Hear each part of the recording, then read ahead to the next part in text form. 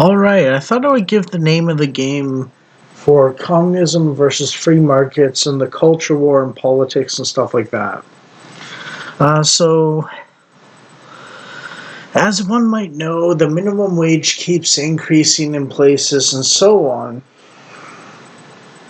and skilled salary wages doesn't increase quite as fast as minimum wage, but the cost of living increases. So what's going on? Well, it's kind of a deliberate plan to squish all the income inequality into nothingness, except for a certain class of people. And I'll mention that one later in the video. But I'll start with what I wrote down first.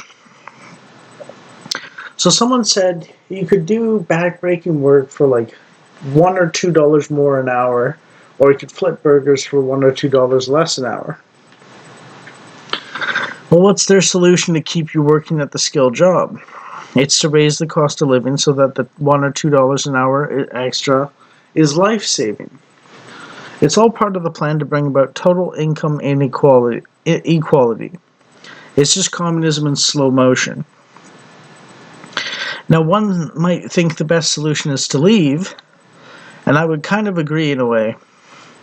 But however, someone mentioned possibly that there will be no places to run to eventually, which is not quite true. And I'll explain the mechanism by which this works. When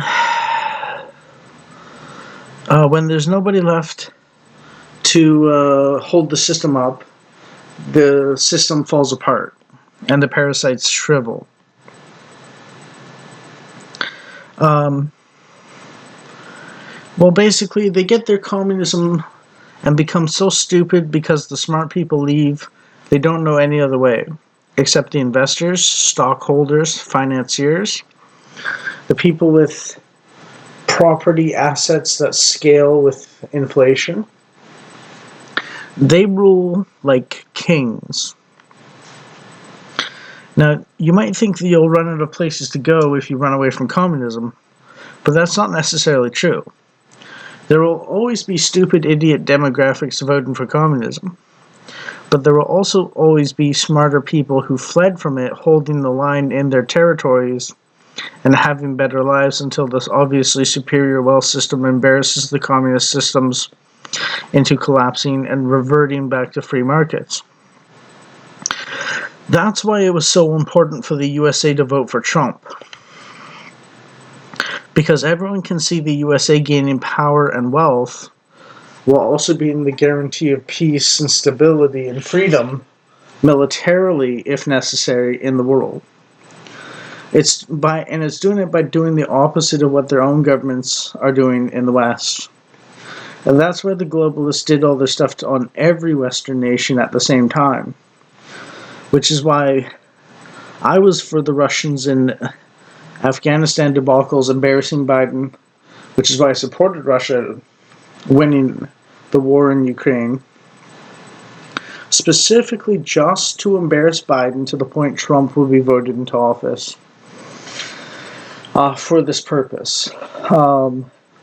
You might not like me sacrificing Ukraine in terms of my calculations of what I support, but that is the reason, because we're talking life or death, full victory or full loss in the end if the USA falls.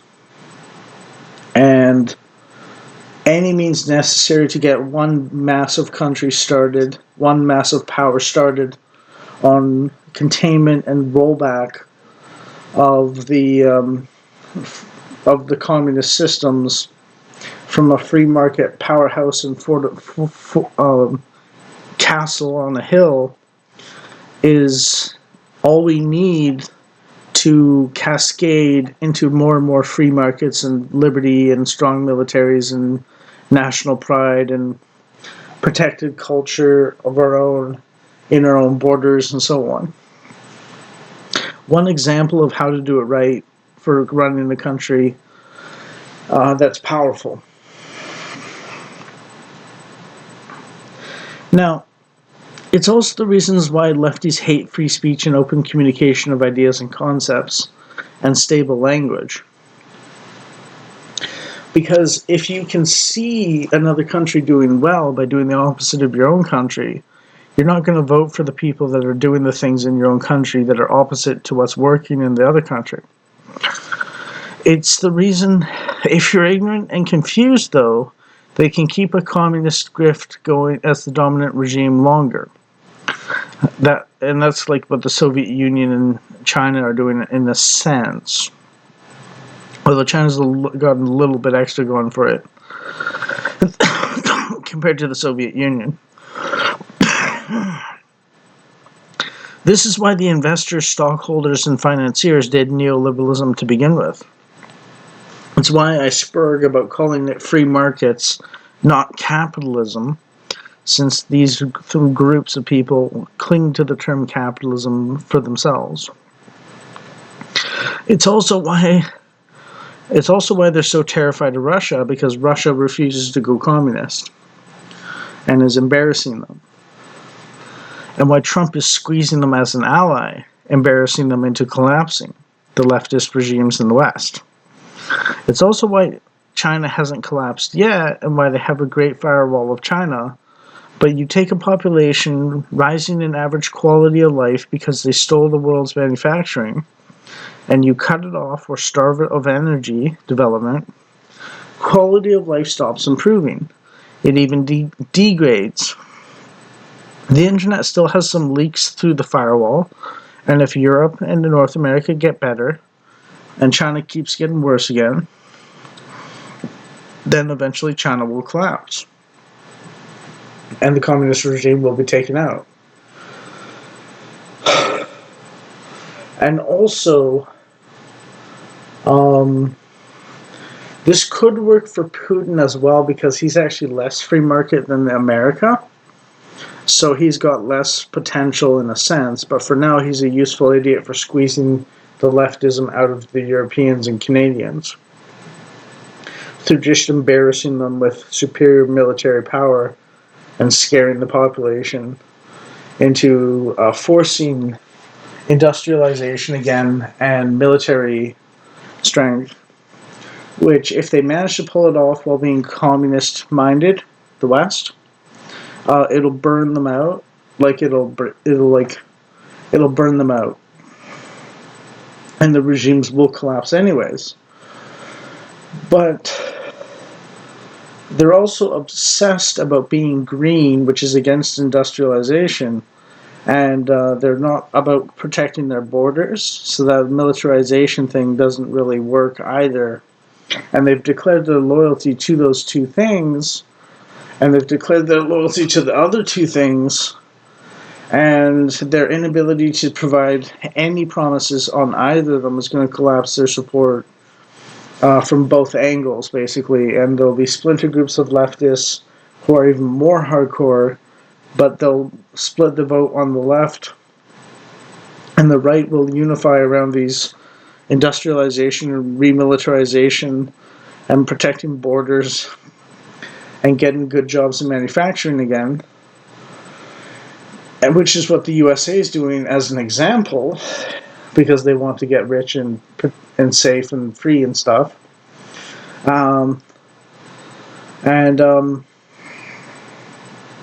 It'll unite the right, and it'll split the left, and failure will be their legacy. And that's how we're going to wrap up the entire world, basically, or most of it.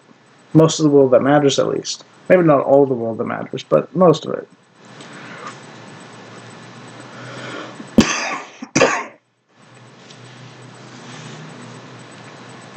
And my guess is Britain is next to go the USA route, then Canada. Not sure who after that, but those are that's the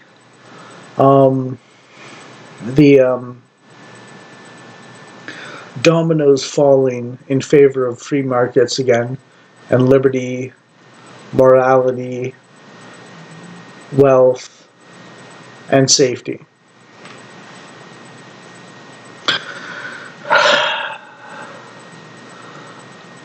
And fair economics.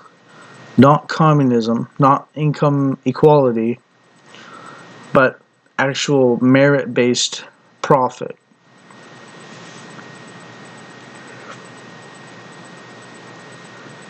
And there's also a bit of a running joke in a Stellaris meme or post about Stellaris, where someone says they create a enclave in their empire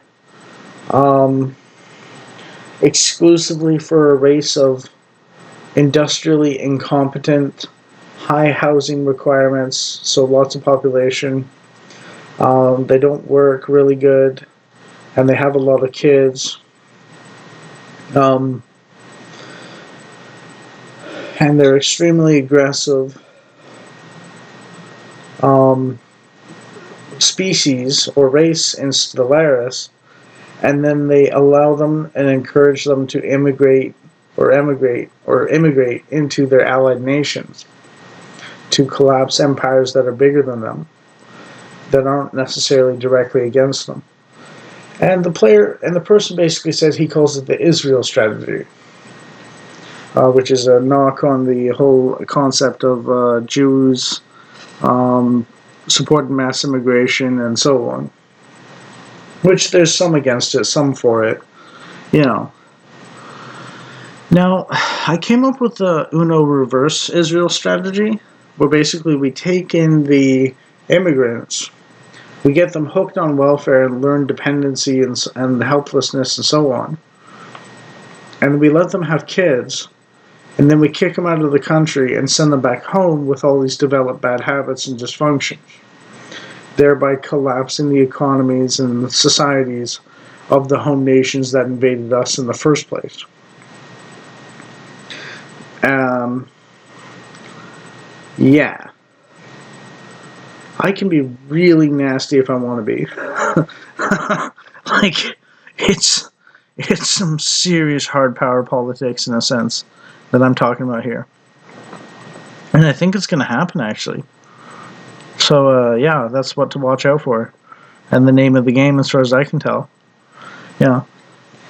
Um, yeah, all the moral arguments for good things from the conservatives apply, but this is the realpolitik arguments for why the conservative approach is correct from a competing civilizations and empires standpoint and great powers standpoint competing with each other, and proxy conflicts and so on. Proxy struggles, we'll say. I don't think they're always going to be wars, but they're going to be some tensions and civil unrest and sort of invasions through immigration and so on, mass movements of people who are generally kind of hostile to the native host population. And we're just going to reverse all that, basically, including the communism in our own countries. So, yeah,